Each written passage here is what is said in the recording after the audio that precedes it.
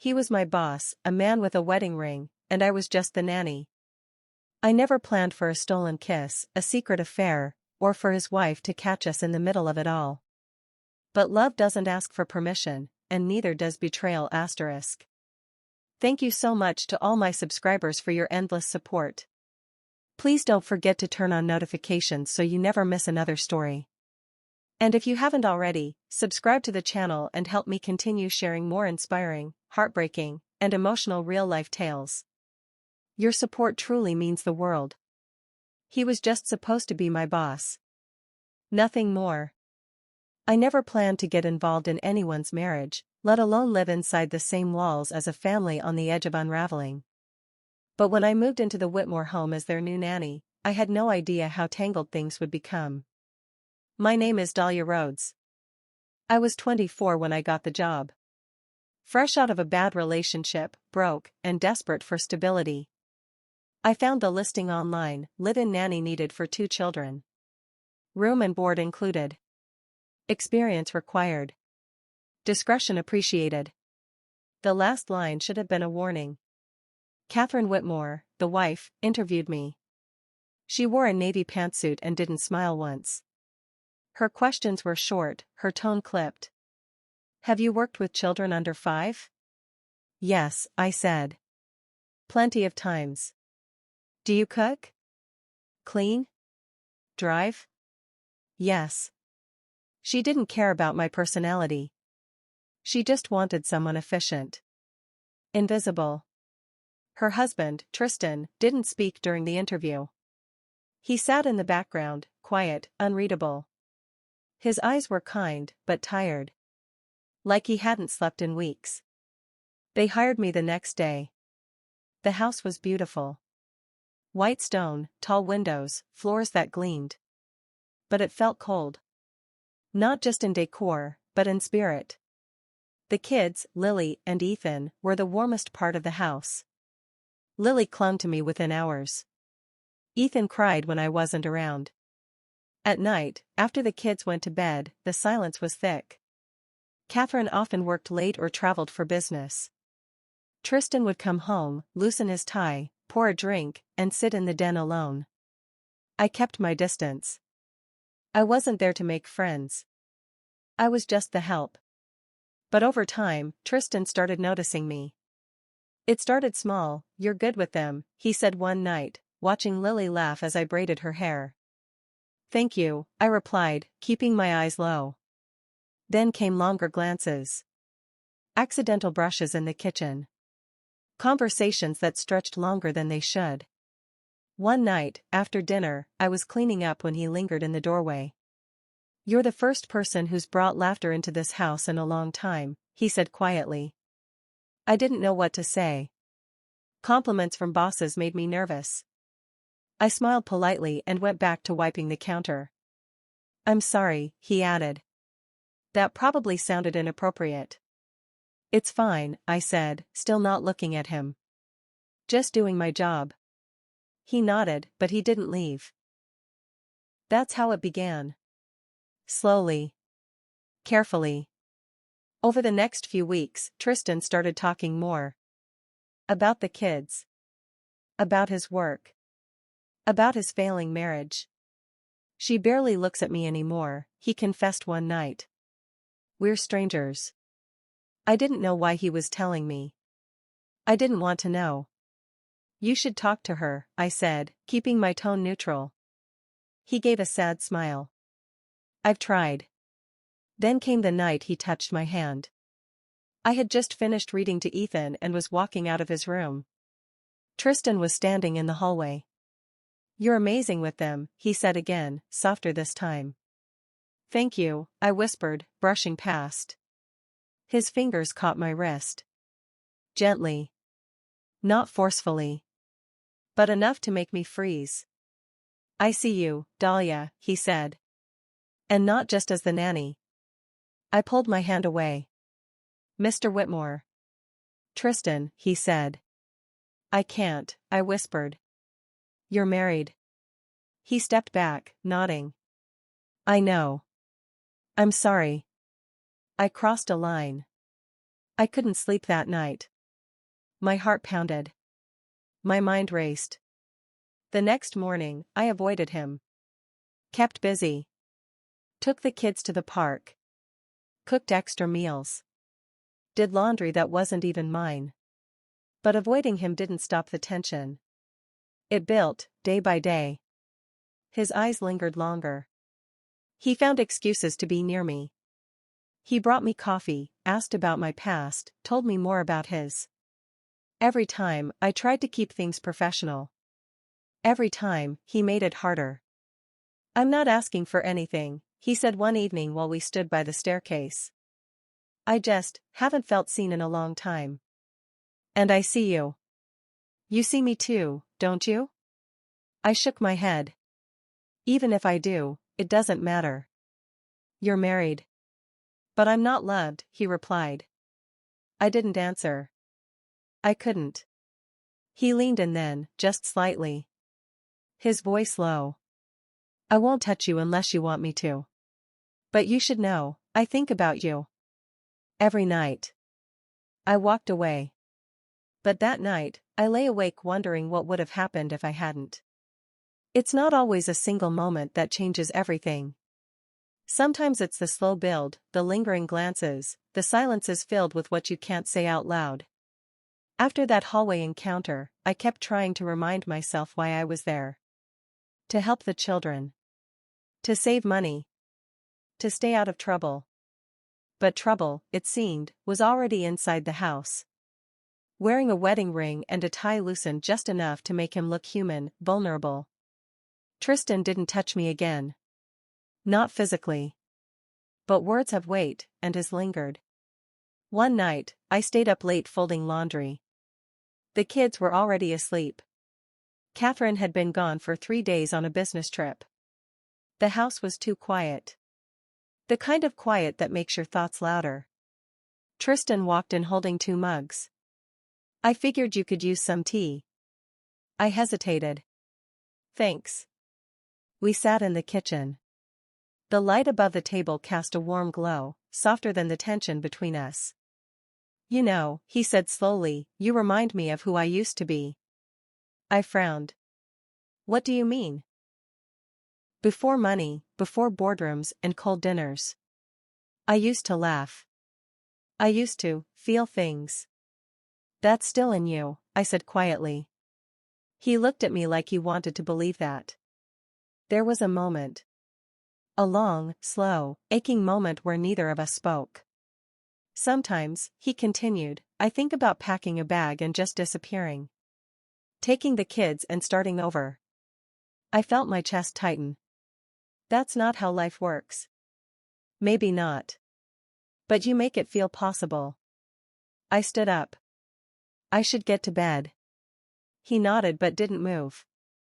"Dahlia, do you believe people can love the wrong person for years and not know it?" I froze. "I don't know," I said. "But I do believe love doesn't excuse betrayal." "I'm not trying to hurt anyone," he whispered. "Especially not you." I didn't sleep much that night. My thoughts were loud again. Over the next week, Tristan became more careful. Respectful. But still persistent in the subtlest ways. A compliment. A smile that lasted a second too long. A soft look when he thought I wasn't watching. Then came Friday night. The kids had gone to bed early after a long day. Catherine had called to say she wouldn't be back until Sunday night. I was reading in the den when I heard soft footsteps behind me. "Tristan." "Didn't mean to interrupt," he said. "You're not," I replied.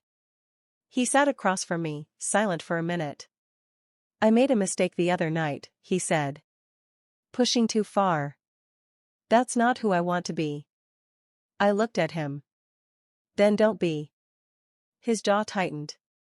"It's hard. Being around you." "Tristan. I said I wouldn't touch you unless you wanted me to. That still stands. But I need you to know something." He leaned forward, resting his elbows on his knees. "I haven't felt alive in years. I haven't looked forward to coming home, until now. And it's not the house. It's not Catherine. It's you. I stood up, heart pounding. This can't happen. I know. He stayed seated, his voice calmer now. I don't expect anything from you. I just want you to know. I'm trying to figure out what to do. About everything. About my life. I crossed my arms. You're still married. His eyes darkened. To someone who left our marriage long ago. You made vows. So did she. You think I don't notice the way she avoids my eyes? The business trips that come too often? We're just actors at this point. I didn't have an answer. Only 1,000 questions. He stood, slow and careful, and walked toward me. When he got close enough for me to feel his breath, he stopped. I want you, he said. But more than that, I respect you. So I'll wait. If this means something to you too, I'll wait. I looked up at him. I should have told him no again. I should have said I was leaving. But all I could do was whisper, don't make me fall for a lie. And then I left the room. But in my heart, I knew I hadn't walked away completely. The worst part about temptation isn't its strength, it's how quiet it can be.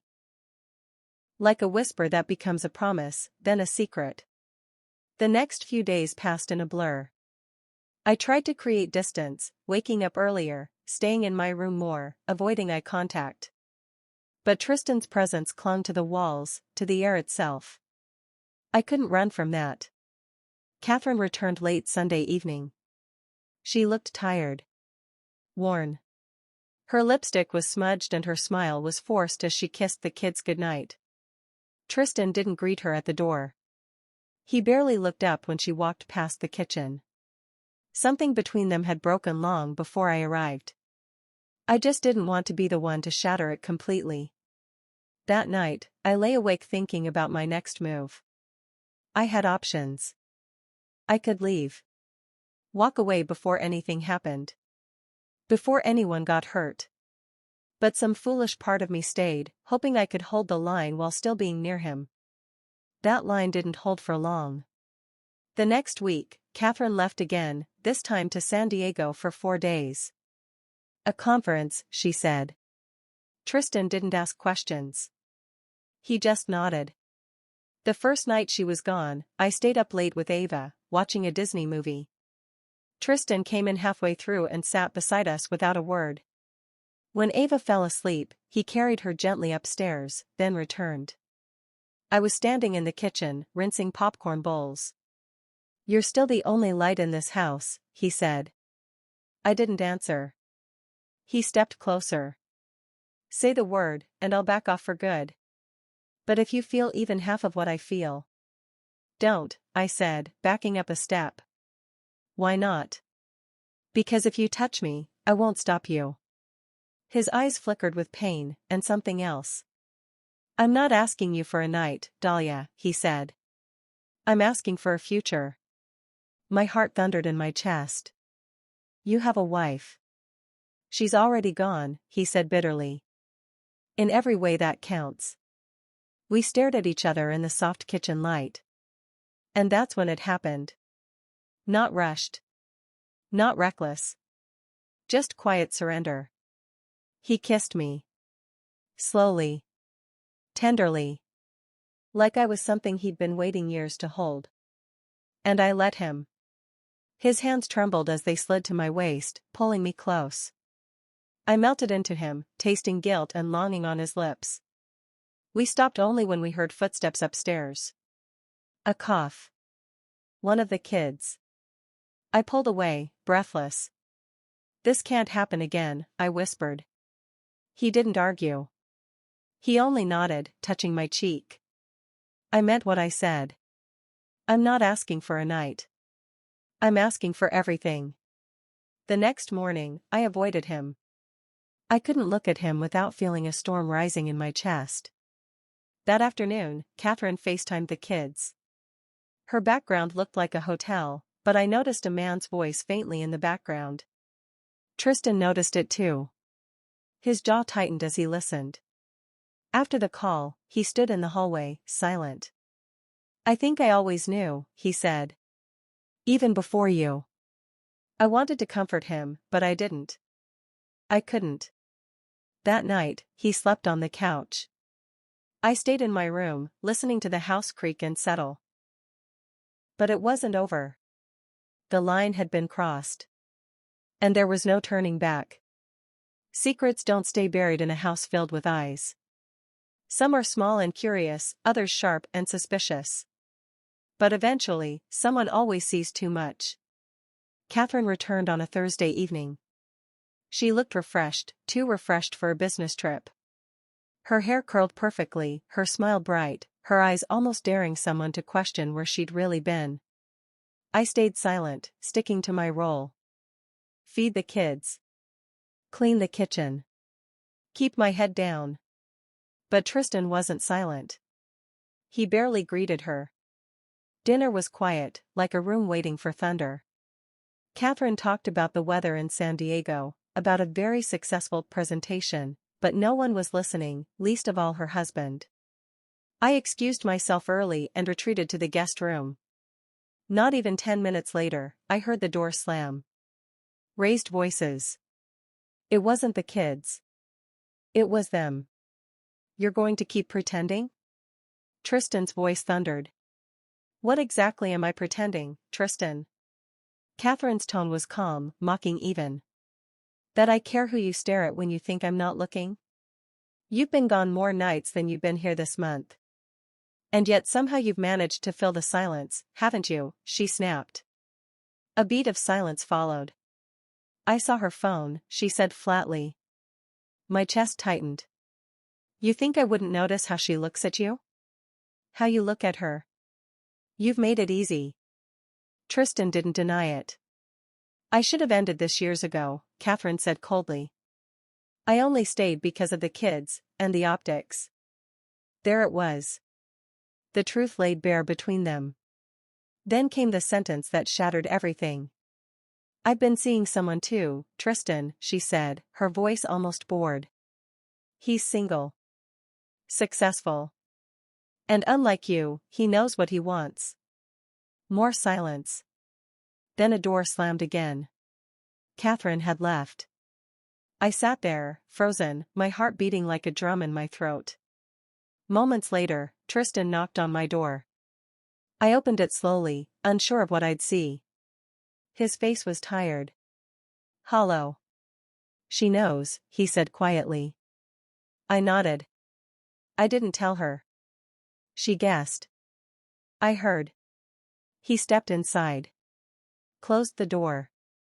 "I can't keep pretending either," he said. "I've tried. God knows I've tried. But I don't love her anymore. I haven't for years." His hands shook as he spoke. "I want to be with someone who sees me. Who actually hears me. Daniel. I want you, Dahlia." The way he said it, like it wasn't a question, but a declaration, sent a chill down my spine. But I couldn't answer yet. Not with everything still broken around us. "You need to figure out what comes next," I said. "I already have."